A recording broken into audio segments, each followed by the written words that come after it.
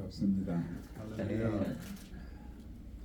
이번 고난 주간을 통해서 또 하나님께서 예비하신 많은 은혜를 받으실 뿐만 아니라 또 함께 기도하는 모든 제목들이 아름답게 이루어지는 하나님의 역사를 체험하는 기회가 될 수 있게 되기를 주의 이름으로 기원합니다. 네. 이사야는 선지자로 부름을 받은 이후부터 남왕국 유다를 위해서 64년 동안 자기 백성들이 죄에서 회개하고 하나님께 돌아오도록 애타는 마음으로 말씀을 증거하다가 므낫세 왕 시대에 순교를 당한 하나님의 사람이었습니다.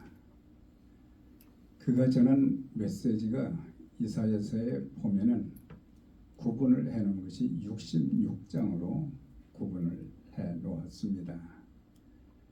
그런데 그 66장의 핵심 주제는 심판과 구원입니다.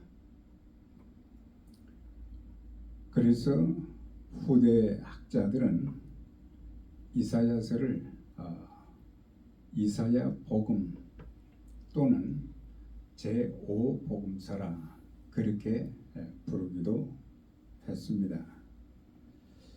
우리가 66장 중에 53장을 살펴보면은 그리스도께서 종의 모습으로 이 땅에 오시어 고난받으시고 십자가에 못 박혀 죽으심은 죄사함과 구원을 이루실 것을 예언한 하나님의 말씀인 것입니다.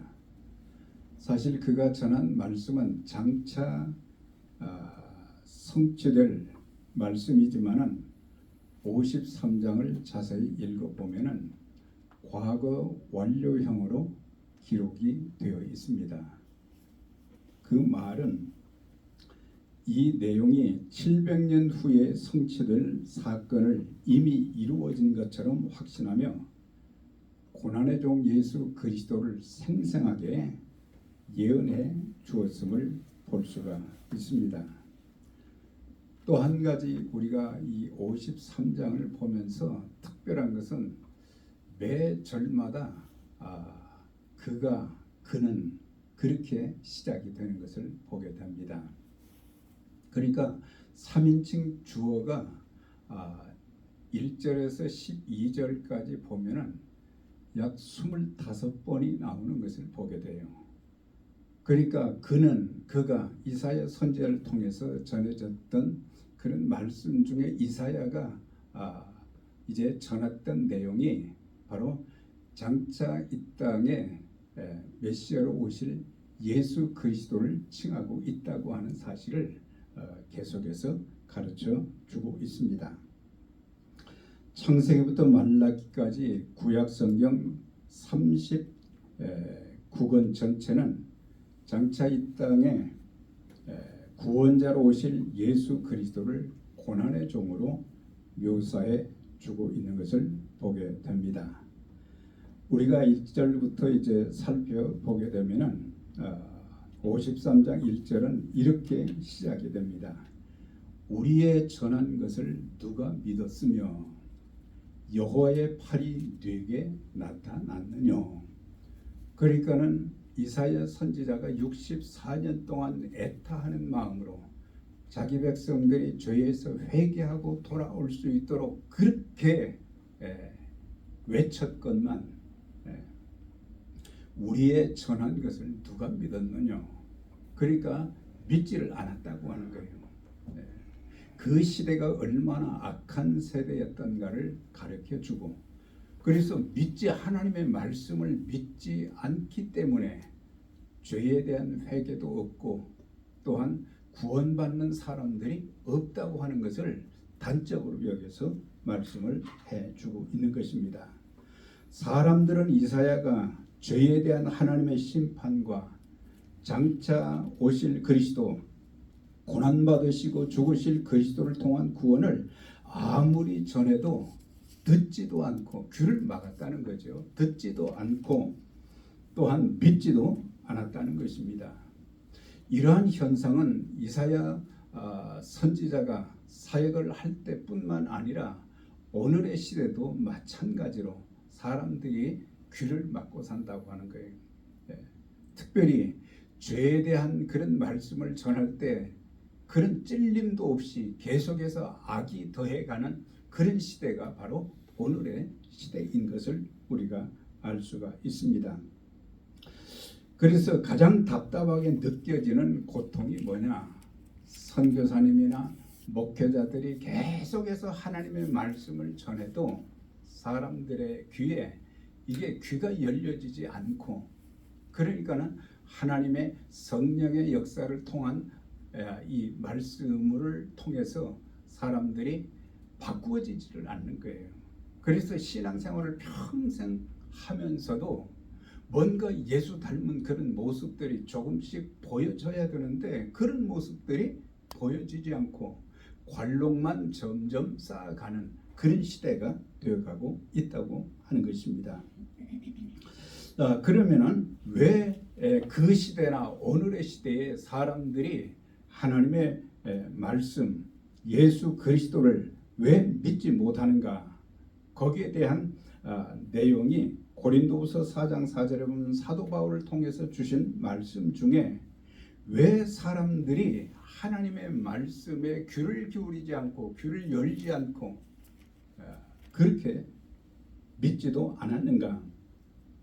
그것은 그 중에 이 세상 신이 믿지 아니하는 자들의 마음을 혼미하게 하여 그리스도 영광의 복음의 광채가 비치지 못하게 하며, 주체가 뭐라고 그랬어요? 왜 귀를 막게 만드느냐? 그는 이 세상 임금 사단이라고 하는 것을 말씀해 주고 있어요. 우리가 신앙생활을 잘하기 위해서는 삼위일체 하나님도 바로 확실하게 알아야 되지만 또한 사단의 정체도 하나님의 일을 계속해서 회방하는 이런 사단의 역사가 오늘날 많은 사람들이 예수를 믿지 못하도록, 예수님을 영접하지 못하도록, 죄를 회개하지 못하도록 이렇게 만들기 때문에, 그래서 결국에 죄를 깨닫지도 못하고 회개하지도 못하고 믿지도 못해서 영원한 지옥 형벌로 떨어지는 것을 우리가 알 수가 있는 것입니다. 그러면서 마음을 혼미하게 했다고 하는 말은 그 뜻이 눈을 멀게 하다, 그런 의미를 가지고 있어요. 그래서 사단은 우리의 마음을 강팍하게 만들고 또한 우리의 양심을 무디게 만들고, 하나님께서 우리에게 주신 양심이라는 것이 이 잘못하고 잘하고 옳고 그러고 그런 것을 판단할 수 있는 그런 기준도 주었지만은 사람들은 이런 사단의 역사를 통해서 양심이 마비가 되어져 갔다는 거예요.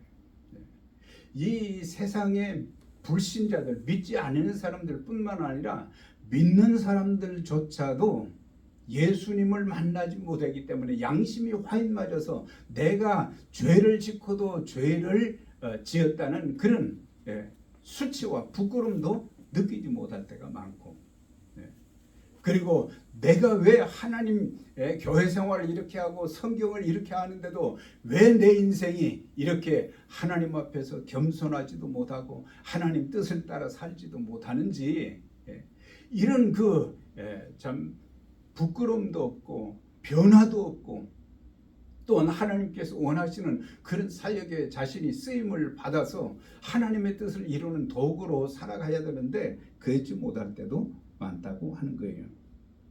그래서 사단은 우리의 양심을 무디게 만들고 영안을 어둡게 하여서 보아야 할 것을 보지 못하게 만들고 들어야 될 것을 듣지 못하게 만들고 믿어야 할 것을 믿지 못하게 하여 복음을 깨닫지 못하게 하는 거예요. 그래서 에베소 6장에 있는 말씀처럼 우리는 영적 싸움에서 승리해야 돼요. 우리의 실험은 혈과 육에 대한 것이 아니 오직 정사와 권세와 어둠의 주권자들과 하늘에 있는 악의 영들의 대함이라 그랬어요. 우리의 싸움은 사람들과의 싸움이 아니에요. 그 싸움은 사실은 전쟁인 거죠. 그래서 우리는 매일매일 순간 성령의 충만함을 받아서 사단의 역사를 물리치고 하나님의 뜻을 이루어가는 일에 평생을 아름답게 귀하게 쓰임 받아야 될 것입니다. 우리가 성령의 조명, 감동하심, 참 신앙생활하면서 가장 큰 은혜가 뭐 여러 가지 많이 있지만은 성령님을 통해서 깨닫게 해 주시고 감동시켜 주셔서 내가 하나님 앞에서 얼마나 죄인인가 이런 것들을 깨닫게 만들어 주신 것이 큰 은혜거든요. 그런데 사람들은 나는 죄인이 아니야. 그런데 로마서 3장 23절은 모든 사람이 죄를 범하였음에 그랬어요. 그러면은 안 믿는 사람들만 죄가 있는 게 아니라 믿는 사람들조차도 하나님과의 관계에서 죄의 문제로 인해서 고통당하고 그 죄 때문에 하나님과의 깊은 관계를 갖지 못하고 하나님께로부터 주어지는 좋은 것들을 우리가 받아 누리지 못하고 행복한 그리스도인으로 하나님 앞에 쓰임받지 못하는 그런 안타까움이 있다고 하는 거예요. 죄를 깨닫고 복음을 또한 통해서 예수 그리스도를 구주와 주님으로 믿게 되는 것이 우리 인생의 최고의 축복인 줄 믿습니다. 그러면서 2절의 말씀을 보세요. 여기 보면은 그는 주 앞에서 자라나기를 연한 순 같고 마른 땅에서 나온 줄기 같아서 고운 모양도 없고 풍채도 없은즉 우리의 보기에 흠모할 만한 아름다운 것이 없도다. 그래서 사람들은 메시아이면 정치적인 권력이 있고 힘이 있는 그런 지도자가 되어져야 되는데 예수님은 고운 모양도 없고 풍채도 없은즉 우리의 보기에 흠모할 만한 아름다운 것이 없도다. 여기서 구체적으로 예수님을 이렇게 말씀하고 있죠. 그는 또 여기서 나오죠. 예수님이죠. 그래서 연한 순 고운 모양도 풍채도 없다고 하면 주님의 외모, 가문의 배경, 정치적 배경이나 권력의 힘도 갖지 못하셨고 힘없이 십자가에 못 박혀 돌아가신 그런 것들을 보면서 예수님을 메시아로, 그러니까 메시아나 그리스도 같은 뜻이거든요. 기름 부음을 받은 자. 그래서 옛날이나 지금이나 변치 않는 것은 뭐냐면 이렇게 보면 사람들을 평가할 때에 많은 사람들이, 대부분의 사람들이 그 사람의 신앙과 그 사람의 인격을 보면서 평가하는 것이 아니고 사람들의 겉모습, 그런 것만 이렇게 보고 평가할 때가 참 많습니다. 학벌, 문벌, 재산, 명예와 권력 등 겉으로 나타난 것만 사람을 평가할 때가 많은데 우리가 많이 못 배웠어도 우리가 부족한 것이 많아도 참 신앙을 갖고 예수 그리스도를 닮은 바른 신앙 인격으로 하나님의 사람들답게 살아가는 그 모습이야말로 세상의 그 어떤 사람들 부럽지 않은 거죠. 세상에 재벌이 뭐 부럽습니까? 많이 배운 사람들, 많이 배웠다면 그만큼 빚진 자로서 많이 배운 것을 가지고 사람들을 바르게 인도하고 하나님 앞에서 겸손하면서 하나님의 은혜다, 하나님의 도우심이다, 하나님의 축복이다, 하나님께서 나에게 이런 많은 것을 깨닫게 하시면 하나님의 이름을 드러내고 예수 그리스도의 생명의 복음을 전하는 그런 일을 하라고 했는데 이 악한 일, 죄 짓는 일, 사람 죽이는 일에만 이 지식이 사용되어 가는 그런 시대가 오늘의 시대에 참 있는 것을 볼 수가 있어요. 자, 그러면은 예수님이 어떤 분이십니까? 우리가 빌립보서 2장 6절 이하에 보면 그는 근본 하나님의 본체시나 하나님과 동등됨을 취할 것으로 여기지 아니하시고 오히려 자기를 비어 종의 형체를 가져 사람들과 같이 되셨고 자기를 낮추시되 죽기까지 복종하셨으니 곧 십자가에 죽으심이라 그랬어요. 여기서 우리의 마음을 아주 참 새롭게 해주는 또 감격하게 해주는 것이 우리가 하나님을 바로 알고 하나님을 나의 구세주와 주님으로 우리가 믿을 수 있는, 그래서 예수 그리스도 그분이 근본 하나님의 본체시나 그랬어요. 그런데 그분은 그 모든 것을 뭐예요? 내려놓으셨다고 하는 거예요. 다 내려놓으시고 자기를 비워. 신앙생활을 평생 하면서도 참 안 되는 것 중에 하나가 자기를 비우지 못한다고 하는 거예요. 자기 속에 지식이 많고 자기 나름대로 신앙의 관록도 있고 또 성경 지식도 있고 내가 이 정도면 나 신앙생활 잘한다. 그런데 진짜 신앙생활 잘하는 사람들은 예수님이 얼마나 귀하신 분이신지를 알고 그분이 얼마나 전능하신 분이신지를 알고 겸손하게 내가 생각하는 것, 내가 고집스러워하는 것, 내가 붙잡고 있는 것 이런 것들을 내려놓을 줄 알 때 하나님의 역사가 우리의 삶 속에서 놀랍게 나타나게 될 것입니다. 네. 그래서 자기를 비워 나를 비우면은 우리는 하나님께로부터 더 귀하고 놀라운 것들을 축복된 것들을 많이 받을 수가 있는데 더 쓰임 받을 수 있는데 자신을 비우지 못하는 거예요. 우리는 나를 대단한 존재로 생각하지 말고 사도 바울처럼 영적인 경지에 이른 그가 하는 말이 나는 죄인 중에 괴수로다 그랬어요. 자기를 그렇게 비우니까 하나님의 것으로 가득 채워주시고 사실 사도 바울의 그 1차에서 4차까지의 그런 사역을 보면은 육신의 질고도 있었고 얼마나 많은 핍박을 받았고 죽을 위기도 많았고 그런데 하나님께서 그런 상황 속에서도 붙잡아 주시고 돌에 맞아 죽을 위기도 있었고 그렇지만은 계속해서 생명의 복음을 전하고 교회를 세우고 영혼을 살리는 그 귀한 일에 아름답게 쓰임받은 그런 것을 보게 되면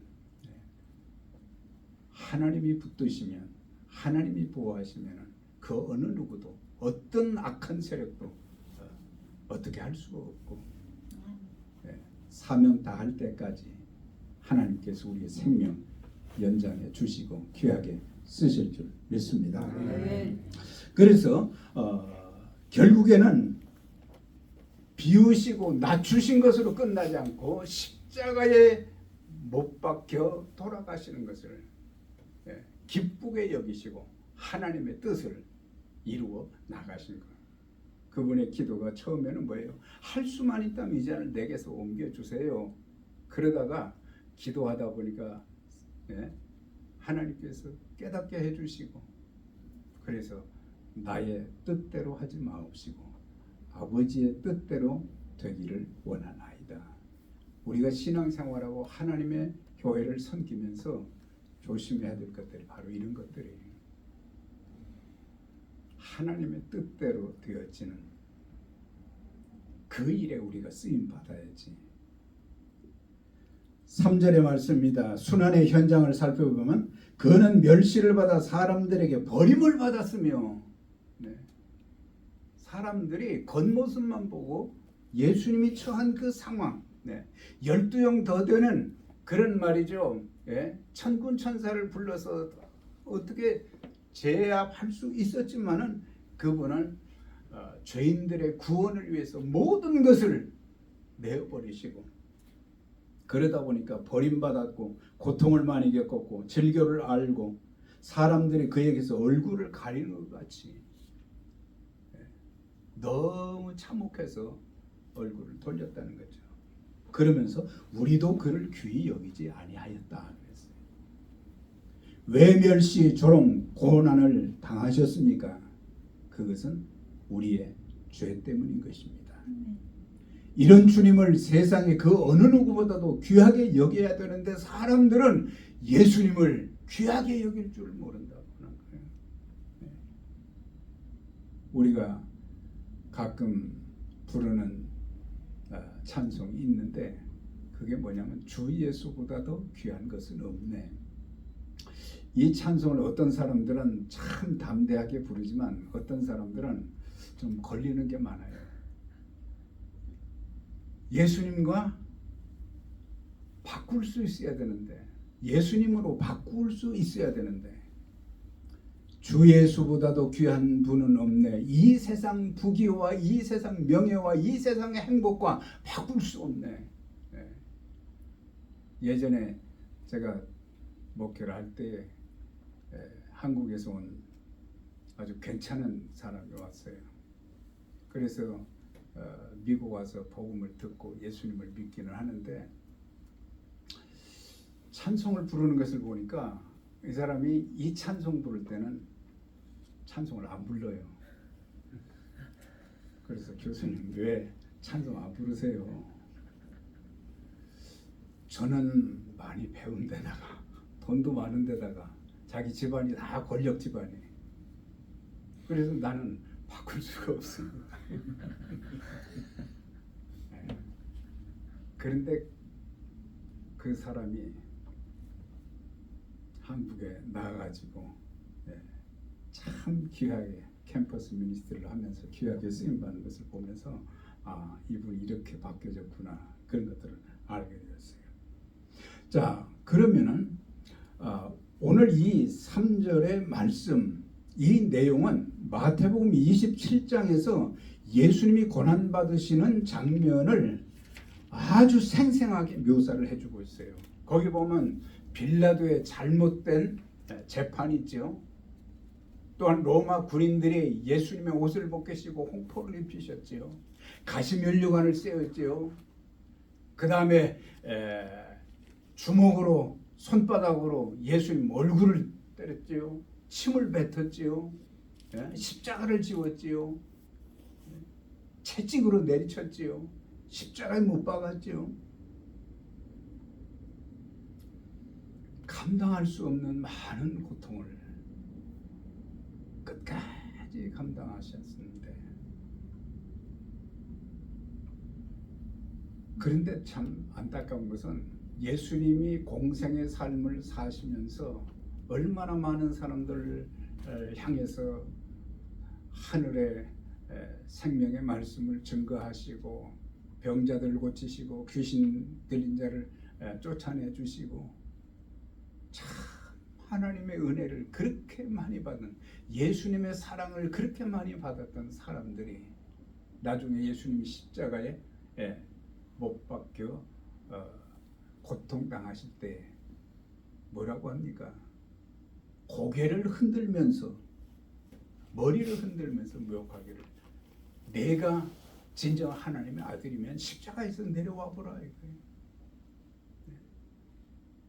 그들은 정치적인 메시아, 힘이 있는 메시아를 원했지, 이렇게 허무하게 이스라엘을 구원할 자라고 바랐는데 참 형편없이 참 십자가에서 고통당하는 그런 것을 보면서 모욕을 했어요.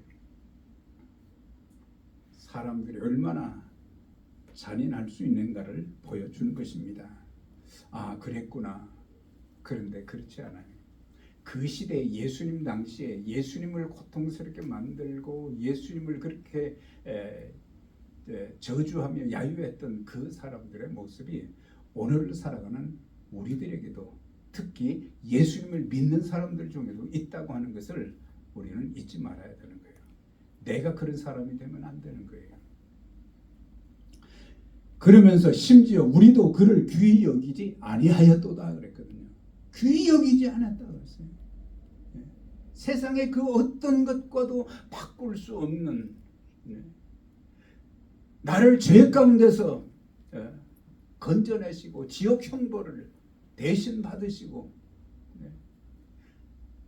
변함없이 사랑하시고 지금까지 내 삶을 인도하시고 내 가는 길을 또 인도해 주시고 내 필요한 것을 공급해 주시고 나로 하여금 정말 감사할 것이 많은 그런 존재로 살아갈 수 있도록 만들어 주신 그 주님, 주님을 따라가고 주님을 배우고 주님의 말씀에 순종하고 그 능력에 힘입어서 우리가 하나님 앞에 귀하게 쓰임 받아야 될 것인데, 그래서 귀한 돈으로 여겨야 되는데 귀한 줄을 몰랐다. 우리도 그를 귀히 여기지 아니하였도다. 여러분, 나를 죄와 사망에서 구원해 주신 주님을 정말 귀하게 여기십니까? 우리는 함부로 말할 때가 많잖아요. 예수님에 대해서, 사람들에 대해서 함부로 말할 때가 많아요. 우리는 참 조심해야 돼요. 조심해야 돼요. 그의 피로 사신 주님의 몸된 교회를 정말 귀하게 여기십니까? 우리는 내 생각대로 움직이면 안 되는 거예요. 우리 사람이 많으면 막 대단한 것처럼 여기지만 사람이 없고 그러면 교회를 무시할 때가 많아요. 큰 교회나 작은 교회나 그리스도의 피로 값주고 사신 아름다운 교회입니다. 교회를 소중히 여길 줄 알아야 돼요.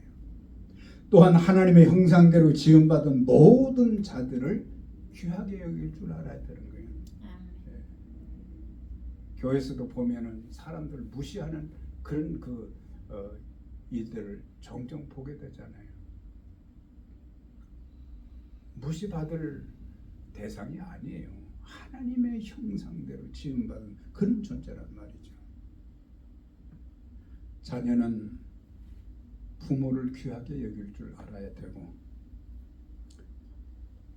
남편은 아내를 귀하게 여길 줄 알아야 되고, 성도는 목회자를 귀하게 여길 줄 알아야 되고, 목회자는 성도를 귀하게 여길 줄 알아야 돼요. 그런 가운데서 하나님의 교회가 세워지는 거예요. 우리는 막 인간적인 생각으로, 나의 잘못된 판단으로 우리가 범죄하고 하나님의 사람답지 못한 그런 모습을 우리는 이제 청산하고 각 사람도 귀하게 여기고 교회도 귀하게 여기고, 우리 교회가 얼마나 주님 보시기에 귀한 교회입니까? 교회를 위해서 그리스도께서 피를 흘리시고 심지어 생명까지 주셨다고 하는 거예요. 그러면서 이제 5절의 말씀 보세요. 그가 찔림은, 3인칭 주어가 들어갔죠. 그가 찔림은 우리의 허물을 인하며 그가 상함은 우리의 죄악을 인함이라. 그가 징계를 받음으로 우리가 화평을 누리고 그가 채찍에 맞음으로 우리가 나음을 입었도다.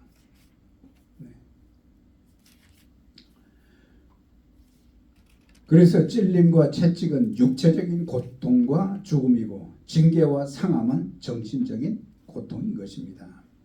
예수님은 아무 죄도 없이 억울한 누명을 쓰시고 반역자로 몰려 유죄 판결을 받으시고 십자가에 처형되셨습니다. 그러나 주님이 십자가에서 운명하셨을 때에 하나님께서는 죄인들의 모든 죄를 다 용서받을 수 있는 그런 구원의 길을 열어주신 것입니다. 아멘. 자, 6절의 말씀이에요. 우리의 모습과 예수님의 대속에 대한 말씀이 있어요. 우리는 다 양 같아서 그릇 행하여 각기 제 길로 갔거늘 여호와께서는 우리 무리의 죄악을 그에게 예수 그리스도에게 다 담당을 시키셨도다 그랬어요. 이것 때문에 우리가 죄에서 자유함을 얻게 된 것이고, 아멘. 마귀의 종에서 하나님의 자녀, 하나님의 종들로 바뀌어지게 된 거예요. 아멘. 이 양을 치는 사람들의 말을 들으면은 이 양은 참 온순한 동물 같지만 그 특징 중에 하나가 고집이 아주 세다는 거예요. 그래서 어디로 가고자 하는 목표를 세우면은 그 앞에 낭떠러지가 있는지 험한 가시덤불이 있는지 이런 거 상관하지 않고 그냥 간다는 거예요. 그러다가 가시덤불에 찔리기도 하고 절벽에서 떨어져 죽기도 하고 그런다는 거예요. 이것은 우리는 다 양 같다. 그러니까 우리들도 고집이 참 대단한 사람들이라는 거예요. 웬 고집이 그렇게 센지 황소고집처럼. 그런데 옳은 것을 옳다고 진리로 받아들이면서 목숨 걸고 고집 부리는 것은 바른 신앙을 지키기 위한 것이지만은 별것도 아닌 것을 가지고 또 옳은 것도 아닌 걸 가지고 막 고집 부리고 자기가 하는 어떤 그런 것 그것을 우기느라고 말이죠. 불신자들은 불신자들 나름대로 고집이 세고 믿는 사람들은 믿는 사람들처럼 살아야 되는데 하나님이 말씀하시는 하나님의 진리를 붙잡고 씨름하고 싸움하고 목숨 걸려고 하는 것이 아니라 자기가 아는 것을 가지고 뭔가를 자로 재고 판단하고 이런 것은 바른 신앙인의 태도가 아니에요. 고집 때문에 망한다는 그런 말도 있잖아요.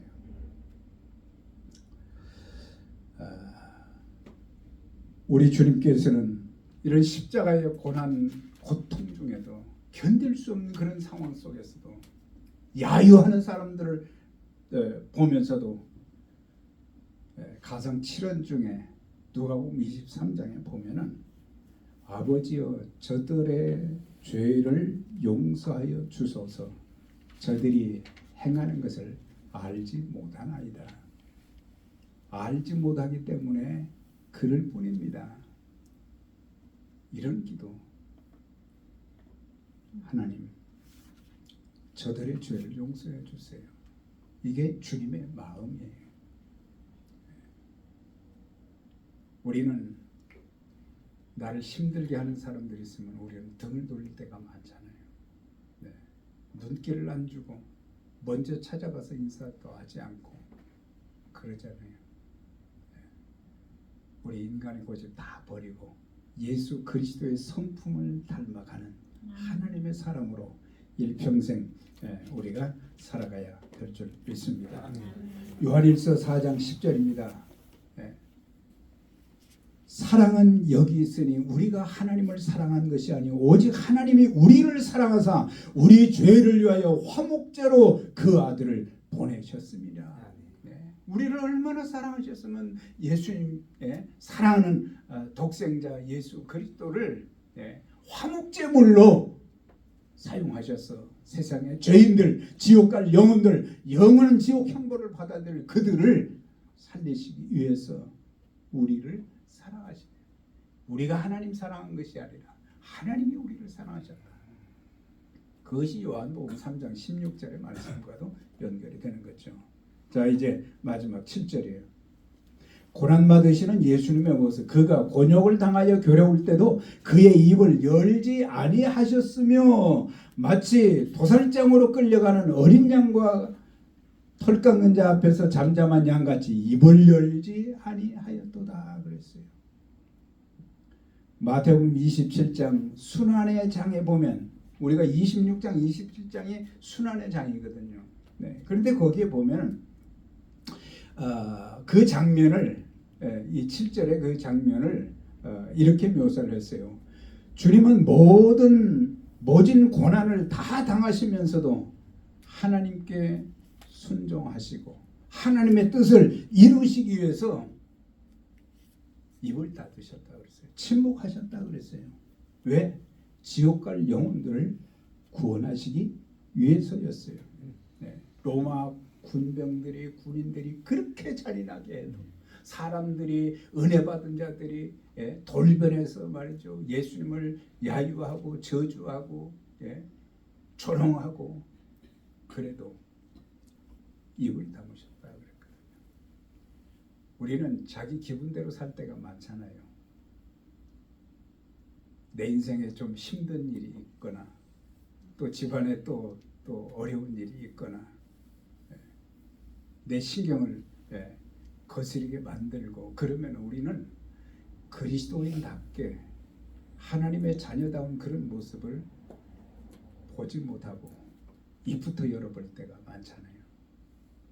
그래서 한마디 한마디가 전부 비수예요. 칼이에요. 다른 사람들의 심장을 그냥 찌르는 그런 고통을 안겨주는 사람들이 될 수 있는 거예요. 우리가 복음을 전할 때는 생명 걸고 담대하게 말해야 되지만 사단의 꾀임을 받아서 인간적인 그런 마음에 있는 그런 악한 것들이 우리의 입을 통해서 나오게 될 때 예수 믿으려고 하는 사람들이 그 사람 말 한마디 하는 것을 보고 예수님을 믿지를 않고 거절을 하는 것입니다. 그래서 우리의 입에서 나가는 말들은 살리는 말, 생명의 말이 되어져야 돼요. 생명의 말. 그렇게 해서 우리는 많은 영혼들을 살리고 내 영혼도 살고 하나님의 뜻을 이루어드리는 그런 삶을 우리가 살아가야 될 것입니다. 자, 그러면은 왜 죄 없으신 주님께서 고난 받으시고 죽으셨습니까? 왜 예수님께서 이런 고난을 당하셨냐? 내 죄 때문입니다. 고난 주간에 우리는 여러 가지 많은 기도가 필요하지만 하나님과의 관계에서 막혀 있는 장벽이 있다면 성령께서 깨우쳐 주시도록 회개하고 하나님과의 바른 관계를 가지고 사람들과의 관계에서 막혀 있는 담이 있으면 그 담이 예수님의 보혈로 다 이제는 무너지고 하나님의 사랑으로 아름다운 인간 관계가 형성이 되어야 돼요. 우리 부부끼리 평생 싸움하지 말고 삽시다. 부부간에도 그렇고 그 다음에 성도들끼리도 그렇고 참 저게 아름답네. 건물이 아름다운 게 아니라 한 사람 한 사람 말하는 그 모습을 보면 너무 참 아름답네. 그래서 내 죄가 무엇인가? 나 죄인 아닌데요. 불법과 불신과 불선이 죄라고 그랬어요. 죄는 곧 불법이라 하나님 말씀 따라 살지 않는 것이. 그 다음에 죄에 대하여는 저희가 나를 믿지 아니하며 예수 안 믿은 그것도 죄라고 예수님께서 친히 요한복음 16장 9절인가요? 거기에서 말씀을 하죠. 그 다음에 선을 행할 줄 알면서도 행하지 않는 것이 곧 죄니라. 우리가 하나님의 말씀을 전하고 하나님께서 우리에게 부여하신 그런 귀한 사명들을 감당해야 되는지 알면서도 나를 통해서 하나님께서 그 일을 이루시기를 원하시는데 하지 않는 게 그게 죄라고 그랬어요. 사랑하는 여러분, 우리 모두 이제 내 죄를 회개하고 나의 구주와 주님이신 예수를 마음의 주인으로 영접하고 죄사함과 구원, 영생의 복을 누릴 뿐만 아니라 나를 끝까지 사랑해 주시고 은혜를 베푸시고 축복하신 그 주님을 위해서 우리의 남은 생에 하나님 앞에 가장 아름다운 모습으로 귀하게 쓰임받고 하나님 나라를 확장시키는 복된 도구들이 다 되시기를 주의 이름으로 축원합니다. 이제 이 시간 다 같이 사모님 잠깐만 반주를 좀 해주시고